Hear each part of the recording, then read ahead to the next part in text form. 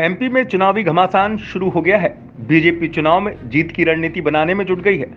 पिछले दिनों India today और सी वोटर का सर्वे भी आया था। इस सर्वे में बताया गया था कि आज की तारीख में अगर चुनाव हो तो एमपी में बीजेपी को 23 सीटें मिलने की उम्मीद है।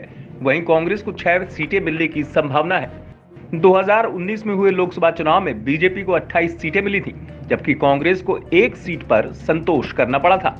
लेकिन इंडिया टुडे सी वोटर के सर्वे में बीजेपी को झटका लगता हुआ दिख रहा है। हालांकि बीजेपी ने अपने नुकसान की भरपाई के लिए नई रणनीति बना ली है। सूत्रों की माने तो लोकसभा चुनाव में अपना 2019 वाला पिछला प्रदर्शन दोहराने के लिए बीजेपी अब अलग ही रास्ते पर चल रही है। बीजेपी के अंदरूनी सूत्रों के मुताबिक बीजेपी 2014 लोकसभा चुनाव में तकरीबन 12 मौजूदा सांसदों के टिकट काट सकती है। इतना ही नहीं, बीजेपी के मौजूद कुछ सांसदों को विधानसभा के टिकट पर चुनाव भी लड़ाया जा सकता है।